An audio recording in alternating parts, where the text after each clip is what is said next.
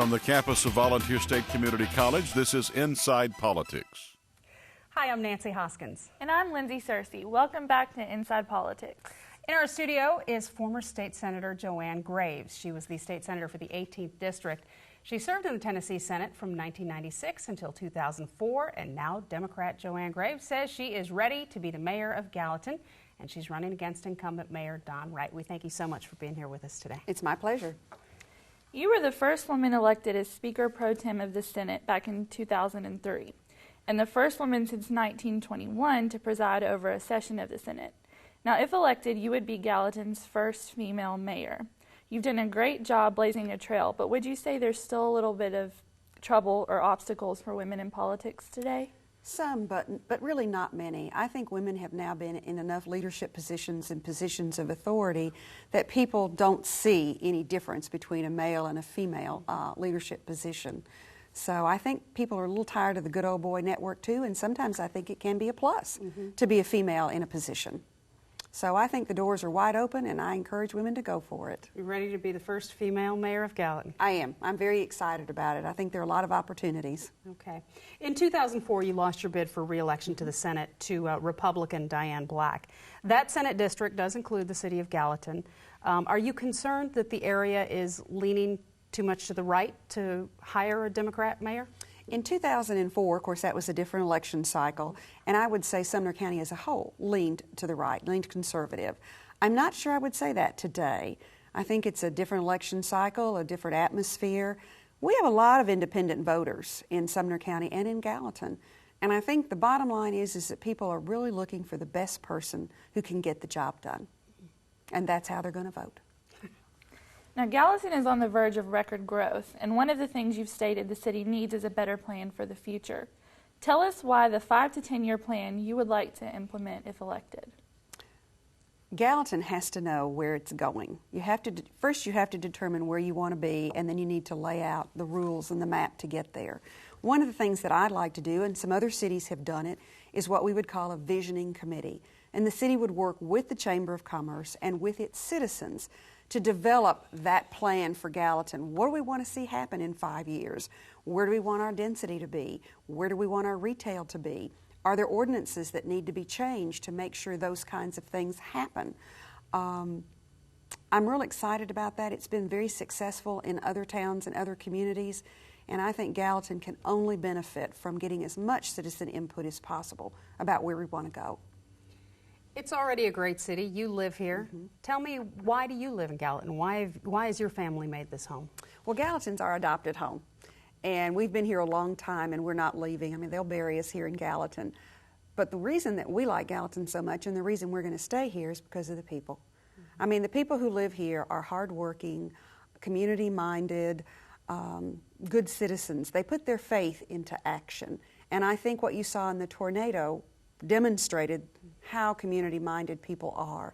Even our corporate community, our business community, is plugged in to what's happening in the entire community. I can't think of a project that's ever gone without sponsorship or partnership from some business if there was a need for it. So Gallatin's a wonderful place to live and raise your family, and a place where people really care about their neighbors and they care about what's happening to the community. Now, you have said that quality of life is vital to the future of the city. In what way? Well, quality of life is vital for two reasons. On a personal note, quality of life is important because it's where we live and where we're raising our families and where we want opportunities, not only for ourselves, but particularly for our children and our grandchildren. Quality of life is particularly important when we're talking about recruiting businesses. If I'm an entity and I'm looking to come someplace, competition is fierce. And many places are going to offer the same types of incentives. I mean, they can offer utilities and sewers and roads and all those kinds of things. But quality of life sets you apart from another community. We have the lake. We're looking at a state-of-the-art library. We're going to put a greenway around our town. Those kinds of things encourage a business to want to come to your community, because when they're coming, they're not just bringing their business, they're bringing their employees, they're bringing their families, and they want their families to have those opportunities. So quality of life is as much a recruiting tool as it is just a personal necessity for all of us. Well, the Gallatin City Council recently overrode Mayor Wright's veto of a 13-cent tax hike. Some of that money slated to be used for the road projects and the new library. How do you feel about the tax hike and what the City Council did? The mayor just moments ago on our show admitted that he's had a little contention with the City Council. How do you feel about that?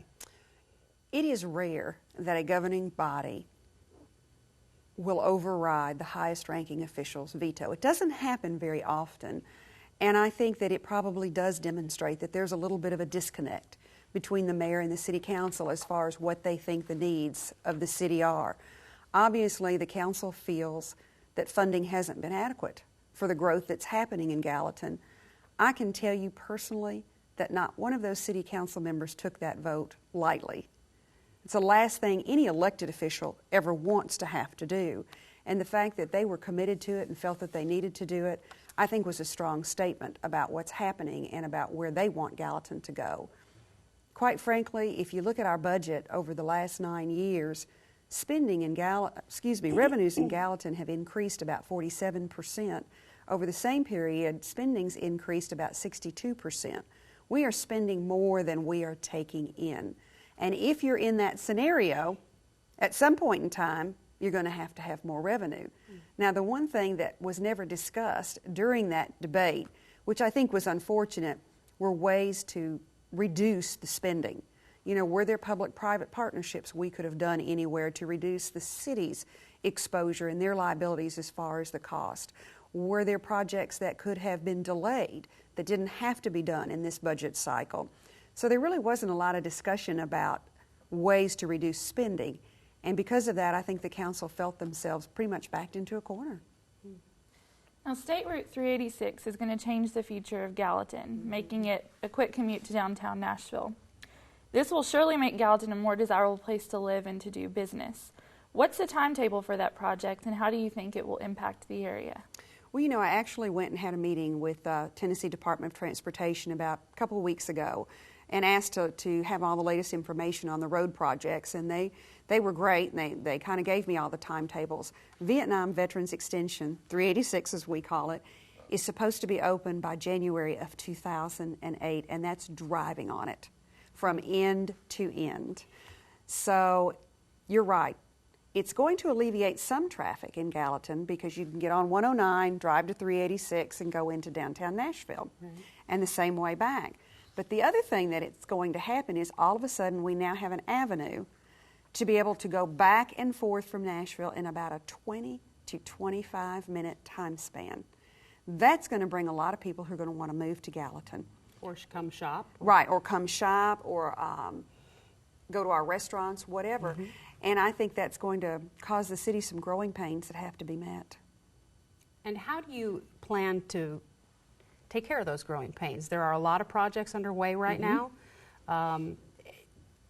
You know, what are you going to do if elected to make sure that those arteries around 386 are going to be able to handle the people who are coming in? Right, and there are several arteries. Belvedere needs to be widened to 4-lane. Tulip Poplar needs to be completed as a parallel artery to Nashville Pike. There's been discussion of Albert Gallatin Extension, which would offer a bypass around the city of Gallatin for those people that live north of the city who come through on their way towards Nashville. There are several road projects that need to happen. One of the things that I think we have to do is set priorities. Obviously, we cannot build every single road in one budget year. So the council and the mayor will have to work together and set priorities as to which road project they want to start when. And then it's a matter of scheduling. Once we set the road priorities, the state of Tennessee does their road projects in phases. They'll do it in about 4 phases.